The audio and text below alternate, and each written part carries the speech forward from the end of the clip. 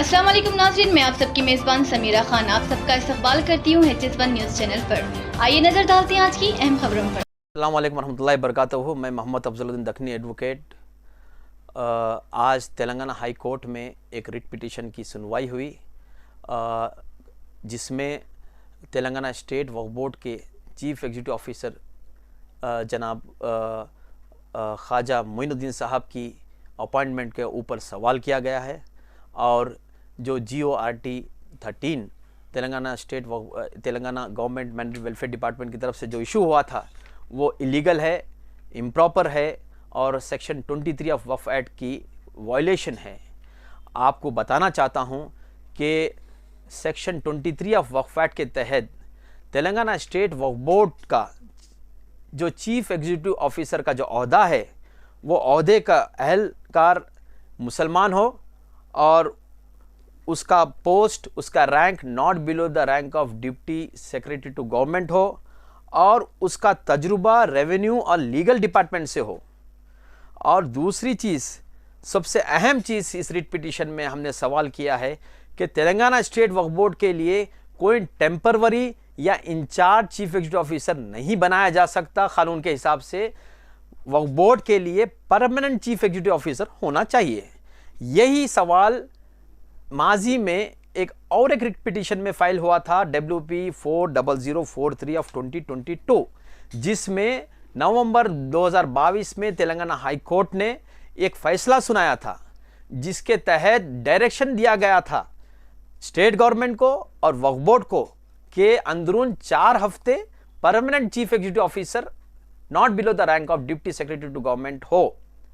ये डायरेक्शन को अमल में नहीं लाते हुए, इसको इग्नोर करते हुए, सेक्शन 23 को इग्नोर करते हुए माइनॉरिटी वेलफेयर डिपार्टमेंट ने जनवरी 2023 में और एक GO इशू किया है, जिसके तहत ख्वाजा मोइनुद्दीन साहब को as a chief executive officer appoint किया गया था as an incharge chief executive officer.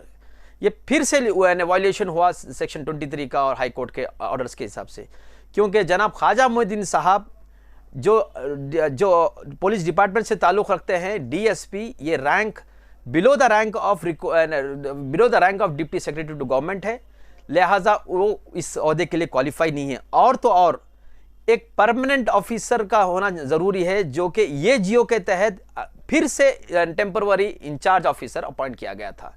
लिहाजा हाई कोर्ट ने भी इस आज की सुनवाई में ये ऑब्जर्वेशन दिया है और हाई कोर्ट भी और जो गवर्नमेंट की तरफ से उनकी नुमाइंदगी हुई थी वकला की, तो 11 तारीख को पेशी पोस्टपोन हुई है। उम्मीद है कि Telangana state government, particularly minority welfare department और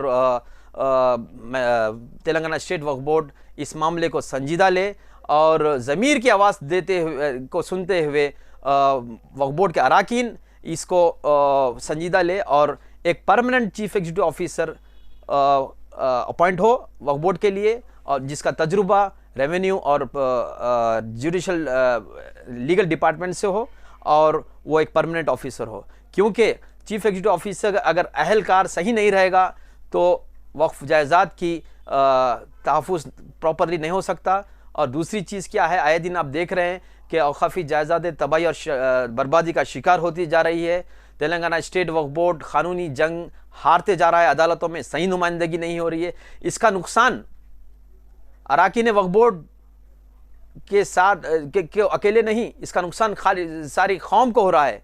सारी कौम की जो अमलात है वक्फ जायदाद तबाही और बर्बादी का शिकार हो रही है।